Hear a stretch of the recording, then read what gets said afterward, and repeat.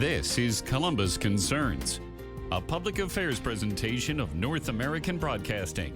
Here's your host, Mark News.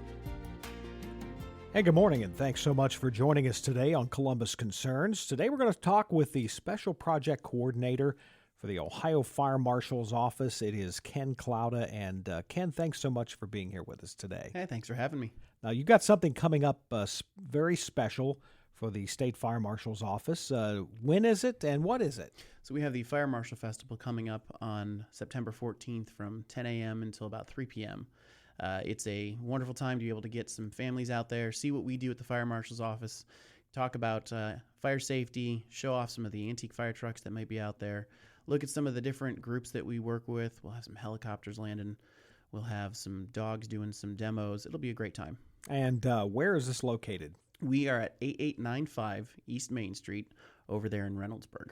Yeah, right out there at your headquarters, right? Right at our headquarters. Yeah, I'm sure everyone's driven by it's a big place. It is. It's a big campus. Yeah, big out there. And you've got food and a lot of other fun things going on. Yep. So we have out there, I said, a touch a truck where we're going to have some of our what firefighters train on trucks out there.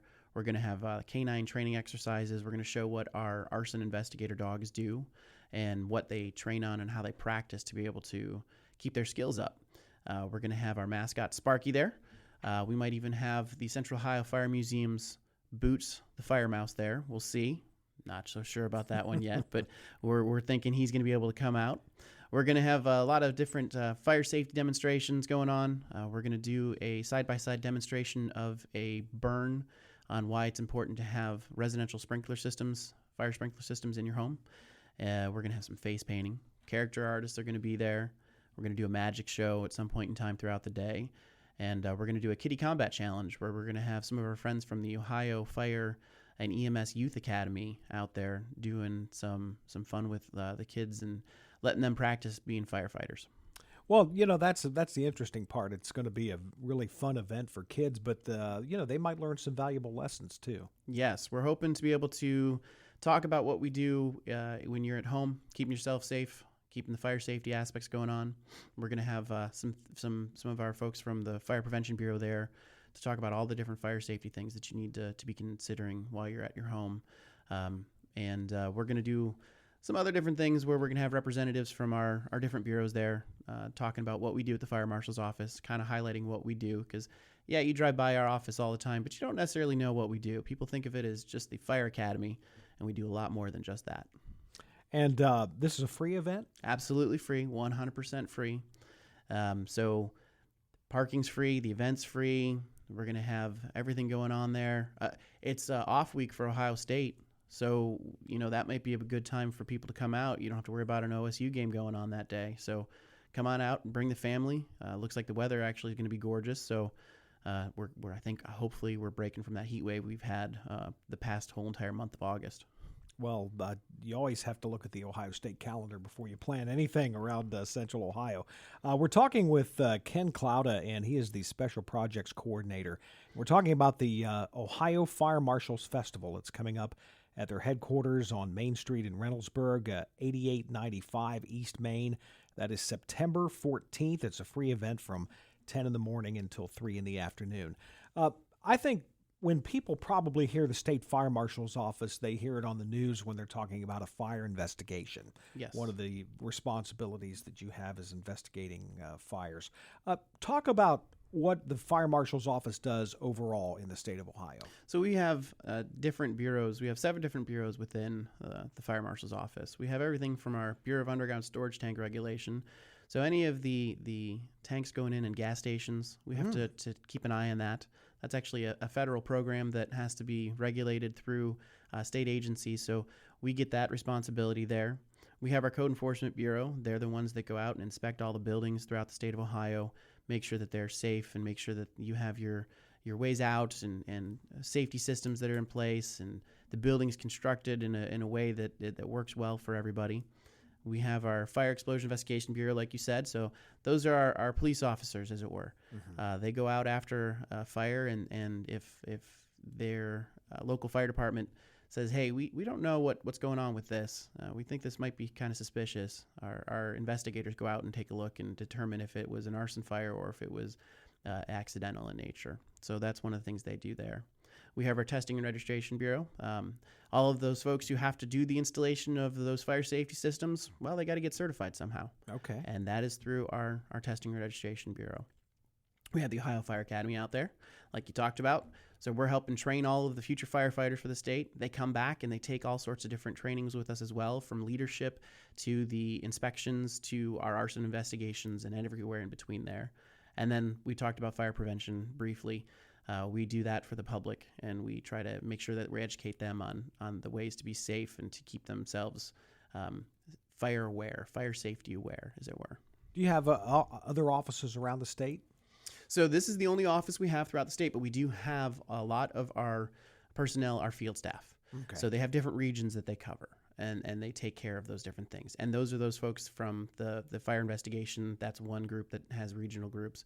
We have our code enforcement folks who have their different people everywhere. And then the Fire Prevention Bureau has their regional staff and Buster as well.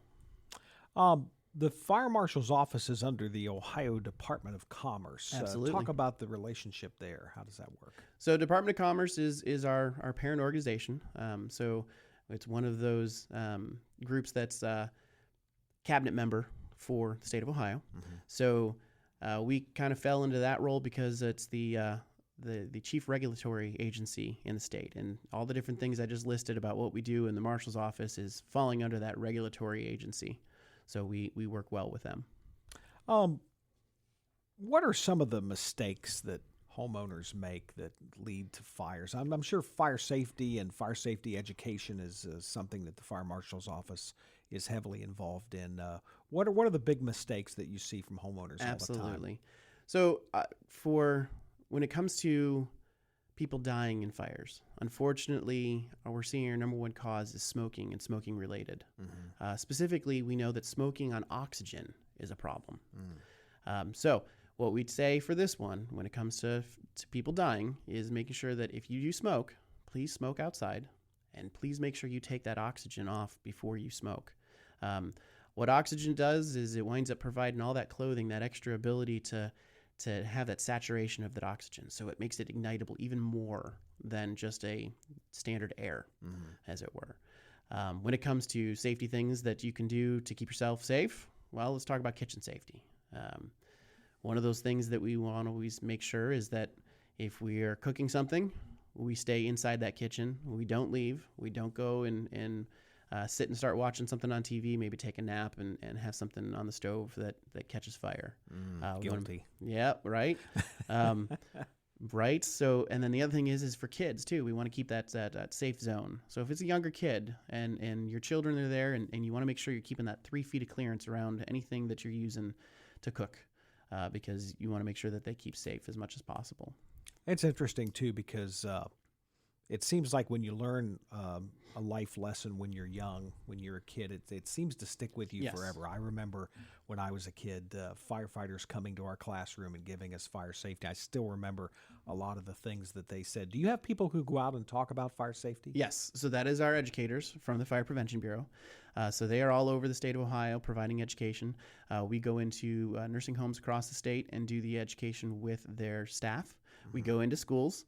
We help the local fire departments deliver their message as much as we can, and we make sure that we're working side by side with them to ensure that message is accurate and what is appropriate for that level of education.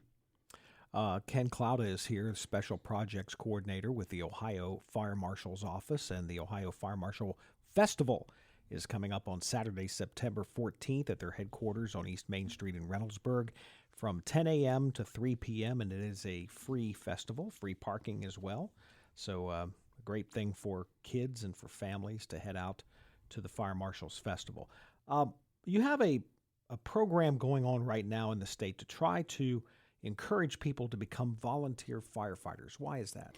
So we found in the state of Ohio, as well as across the nation actually, that there are a lack of volunteer firefighters going on right now. People are busy. People are having a hard time being able to give their time back. They're working more hours, you got more stuff with your kids, and it's something where it's difficult to put into effect to be able to give that time back to volunteer. With fire service part of it, now there's the additional part of you. Well, you got to be trained. You can't just walk up into a fire station and say, "Hey, I want to be a firefighter," and they go, "Oh, great," and they let you on a fire truck, put you in the clothing, and you go out and start fighting fires. We actually just had recently a volunteer firefighter class that came through the Fire Academy. So we graduated, I think it was 18 firefighters. So they're brand new firefighters, and they're going back to their communities and they're going to serve, and they're going to be able to help out their communities as those firefighter members and be able to go and help put out fires, be able to do some rescue ideas. Some of them advance their training, become EMTs. And this is the kind of stuff that we need across the state. We need those people that can help and want to step up to be able to do that with their own community. And I was surprised to learn that the vast majority of firefighters in the state of Ohio are not professionals. Correct. We have about 70% of our firefighters in the state are a volunteer in some nature, some way, shape, or form. Our fire service provides that in a volunteer manner. Talk about the extent of the training. How long do they have to train to become a volunteer firefighter? So the volunteer firefighter is pretty impressive. It's 36 hours. That is the initial training. No more, no less. There's an actual whole written thing in Ohio law that the volunteer firefighter needs to be 36 hours of training. So we did that in 2 weekends at the fire marshal's office. Other places that we have, the adult education centers that are around that do these kind of trainings, they do them over a couple months. They be able to give the folks the time to digest the information that they've been given and come back and go through the next lesson and to be able to do that training. Now, are they supported by their local fire department when it comes to equipment and things like that? So when you wind up asking, hey, you go to your volunteer fire department and you say, hey, I'd like to join, yes, they'll provide you the gear, they'll provide you the equipment, and they'll make sure you get that proper training to be able to go out and do the job. And volunteer firefighters, they don't particularly go to the station and wait like other firefighters. They're just sort of on call. Is that right? Correct. So a lot of the volunteer fire departments that utilize these folks, you'll get a pager, you'll have a cell phone notification, some might even get a radio, and you're asked to basically be on call and say, hey, I'm able to respond, and then show up when something happens and to be able to help your community members out and help your friends and family that may need you in that time to be able to put out that fire, do that rescue, whatever the case may be. And these departments also have volunteer EMTs? Some places do, yep. Not all of them have that. Some of them have just the fire service. Some of them provide the EMS part of it as well. So it'll be really up to what your community is. So that's another good way to be able to find out what's happening in your own community. Another thing, too, with this is you got to look at, they don't necessarily need just firefighters or EMS providers. They need somebody who can maybe come in and do maintenance on a truck. They might need somebody who can do the website design for them, because that's an important way to be able to keep your community members engaged. They might need somebody that's there to balance the books. They might need somebody with that financial background.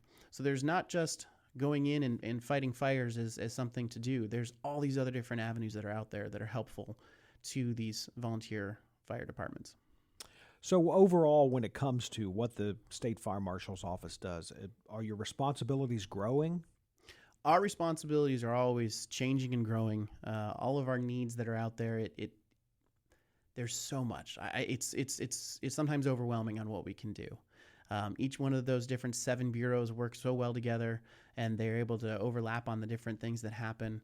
And when it's the different responsibility, it depends on a couple different sources. What's going out there in legislation and what laws that they're saying, hey, these are things we need to do. Right. When it comes to how many fires are going on for the investigations, how many people are out there that need that education, and how many folks are actually getting into the trade of being able to install these systems. There's a whole lot of different things that are a factor in how busy we are. Well, it sounds like you have a lot of interesting careers, and if someone would Absolutely. be interested in one of the careers like that, who do they contact? So if you're interested in a career that way, a good way of doing it is coming out to our Fire Marshal Festival, honestly.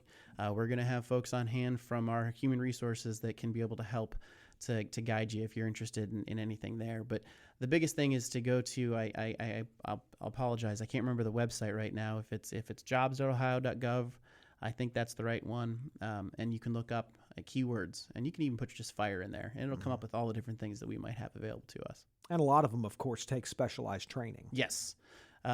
So I know, like, for me, my background is in emergency management and a fire science background. With the investigators, they go through, and they are both police certified as well as firefighters.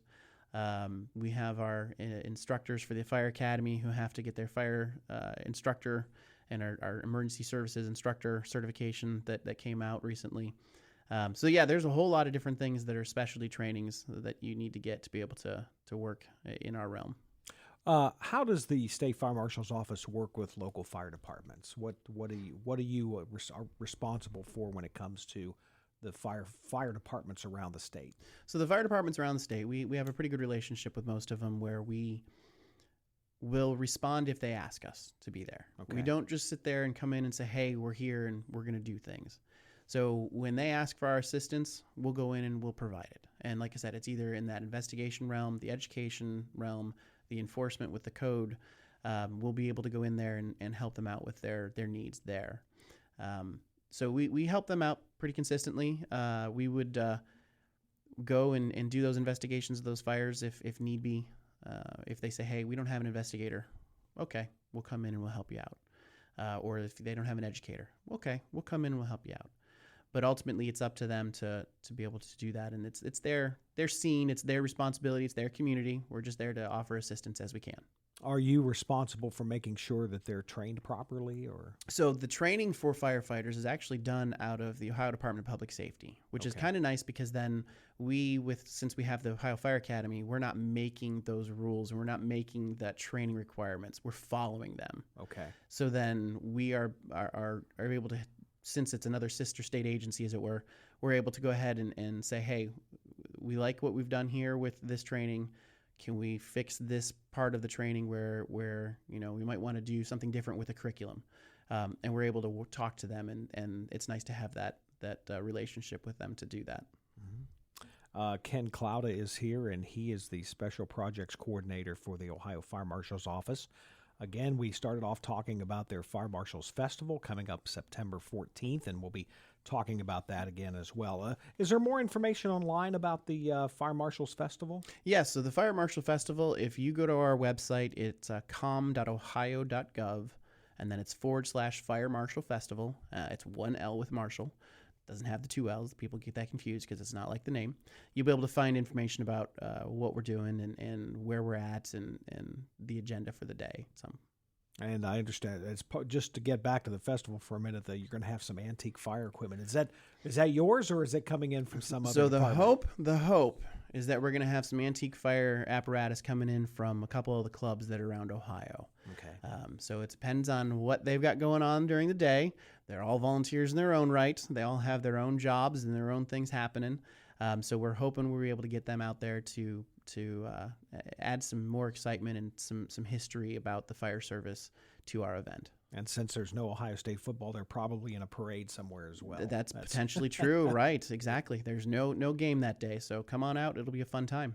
I thought it was interesting when you talked about one of the jobs of the Fire Marshal's office is to take a look at these underground tanks. Yes. I know abandoned ones are a huge problem from time to time, but tell us about the inspection process. Are you there when they're installed, or is there a constant inspection program? So it's constant. So any of the newer gas stations that have been going up around Columbus, I mean, I know Sheetz will be the example, because we just have one less than a quarter of a mile down the street from us now. So as they're installing those tanks, there are different steps where the inspectors come in and they make sure that it's done correctly. And then when the next process comes up, it gets checked off and make sure that it's done correctly that way. So it's kind of the same idea when you have your house and you got all your different inspections happening and everybody's got to check off what's going on and who's doing what. Same idea here. It's where there's a step-by-step process as things are being installed and built that it has to be done in order to make sure it meets the requirements. Mm-hmm. And that sounds like a big job. Yes. So they keep busy. I know that. I don't remember how many total they've got out there doing that, but But that's part of one of their things that they do there. And then the other part is if anything happens, they've got an entire group that they respond to be able to make sure that if there is a release of any kind of fuel source, that it's contained so that it's not continuing to provide any kind of issues in the ground. Well, Ken, getting back to home safety for a minute, Yep. We talked a little bit about some do's and don'ts. Is there any equipment that people should have readily available around the house? Absolutely. So we recommend having smoke alarms in your home. They should be on every floor of your home. We should have one in each of our bedrooms, and we should be checking those things to make sure that they work about once a month, just pressing the button, making sure that they sound. The other thing, too, is we talk about making sure that you change the batteries on your smoke alarms. Right now, we have time change coming up. You know, it's unfortunately coming real fast. Yeah. The summer's over. The fall's happening. We got our time change coming up in a few months here. So we recommend when you do change the clocks that you change the batteries on your smoke alarms. The other thing that we recommend having is at least having a carbon monoxide alarm somewhere.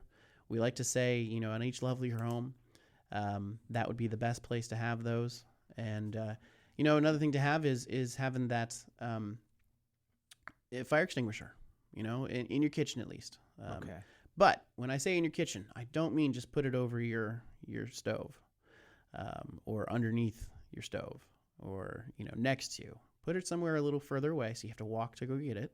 And then you come back and you can use your extinguisher that way. Because if you put it right above where the thing that's on fire, now you're reaching over the fire to get to your item. That's not what you want to do. You want to make sure you're doing it in a safe way. Again, safety, safety, safety. Yeah. So those are the things we have for there. The other thing, too, fire escape planning, right? Yeah. It's not having a device, but it's actually having a plan. Have one in place. If you come to our website at that com.ohio.gov/fire, that will give you our page for the Fire Marshal's office, and you can go visit our Fire Prevention Bureau page, and they have all sorts of different tips and tricks to be able to create that fire escape plan. And working on that and practicing that plan with your family is one of those important things to do. Yeah. My kids still laugh about our fire drills. Got to have them. My son's 10 now. We've been doing this since he was about a year old. And even when, accidental smoke alarm goes off, when he was about 1 year old, 2 years old, he walked over to the door and was like looking at us going, okay, it's time to go outside now, right? Because he knew when that alarm went off, you're supposed to get out of your house. Yeah. So we've been practicing that. He's 10 and we continue to practice that with him. Yeah. It was always go to the mailbox. That was our meeting place. Having the meeting place. You got it. See, you knew it. You've got it. I'll give you points for that one today. There you go. Ken Knouda is here from the State Fire Marshal's office. Again, we've been talking about the Fire Marshal's Festival. Sounds like a really fun event for families. It's coming up on September 14th. Let's go over some of the particulars again. It's going to be out at your headquarters at 8895 East Main Street in Reynoldsburg. 10 a.m. to 3 p.m. Talk about what folks are going to find there again. So again, it's an entirely free event. So we're going to have the free parking. We're going to have the free event. It's free to attend. Again, as I've said, it's an off week for Ohio State, so come on out. Looks like the weather's going to be gorgeous out there. We're going to be celebrating the firefighters of the state of Ohio and the importance of what we do at the Division of State Fire Marshal's office and what we do to protect Ohioans. We're going to have free activities all day long for the whole family. We are going to be able to get that fire prevention information out there and our fire safety information that we have. Excuse me. We're going to have a touch truck event with our different fire engines that we have, not only ours that our students work on, but also hopefully some antique fire apparatus that are going to be out there. Going to talk about our canine exercising and drills that our fire investigation canine units do on a daily basis with our canine handlers and the dogs. We're going to have the meet and greet there with Sparky. Again, Boots the Fire Mouse is hopefully going to be making an appearance from the Central Ohio Fire Museum. We're going to be doing some fire safety demonstrations throughout the day. You might be able to practice using a fire extinguisher out there, which, hey, if you don't ever get a chance to use a fire extinguisher, this wouldn't be a bad opportunity to at least get the practice and to be able to use one at any point in time. We're going to have some helicopter landings. We're hoping to have a couple of the aeromedical transportation groups out there. The State of Ohio, Highway Patrol is going to be bringing a helicopter out there and showing off what they do. We'll have some inflatable bounce houses. We're going to have a slide out there, face painting. We're going to do character drawings of individuals. We're going to have a magic show. The Kitty Combat Challenge is going to be out there from the kids to be able to practice being firefighters. So our friends from the Ohio Fire and Youth EMS Academy will be out there to be able to help show kids how to be firefighters. Might get a little wet on that. Oh, one. yes, you'll get a little wet on that one. But again, the weather's going to be gorgeous outside, it looks like. That's great. So we'll have a wonderful day out there, and it'll be a fun event for everybody. Well, again, that's coming up, the Ohio Fire Marshals Festival on September 14th. That's a Saturday, and it's from 10 a.m. to 3 p.m., and it's absolutely free at the Fire Marshal's headquarters at 8895 East Main Street in Reynoldsburg. Our guest on the program today has been the Fire Marshal's Office Special Project Coordinator, Ken Knouda. Ken, thanks so much for stopping by. It's been a lot of fun and very interesting information. Thank you very much for having me on. I appreciate it. Thanks for listening to Columbus Concerns, a public affairs presentation of North American Broadcasting. You can send questions or comments about today's show to Columbus Concerns in care of this station, 1458 Dublin Road, Columbus 43215, or email us at columbusconcerns@napcomedia.com.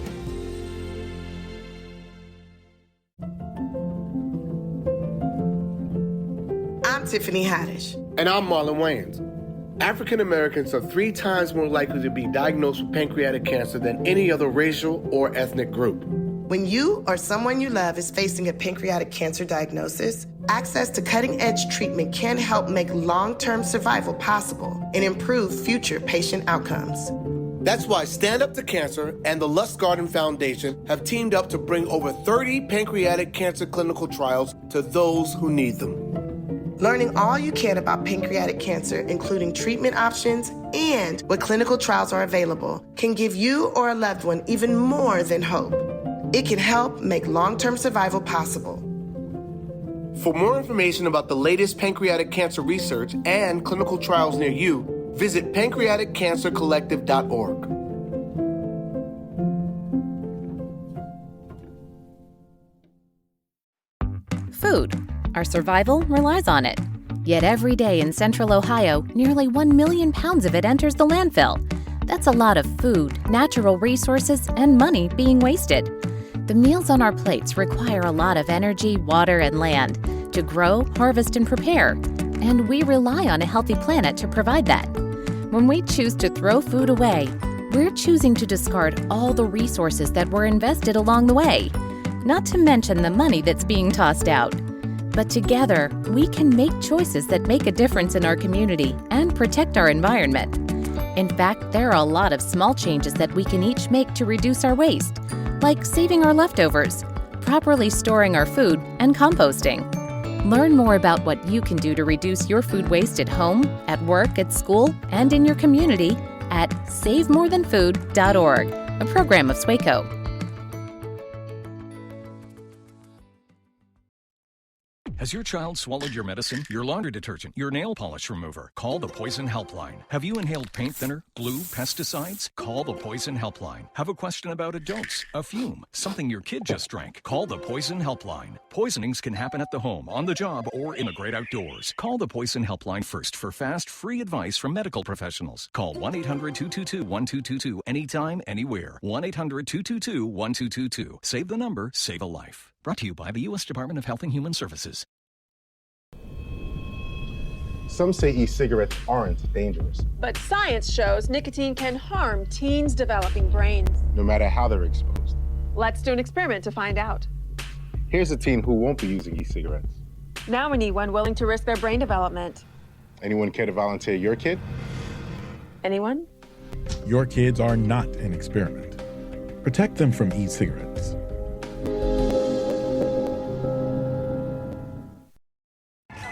shortness of breath, patient's confused, temp 102. He just had an infection. What's going on? He's becoming septic. Antibiotics started. Bed ready, let's move him. Infections can lead to a deadly chain reaction in your body called sepsis. Very quickly, sepsis can cause tissue damage, organ failure, and even death. If you know the risks, can spot the symptoms, and act fast, then you can get ahead of sepsis. Learn more at cdc.gov/sepsis.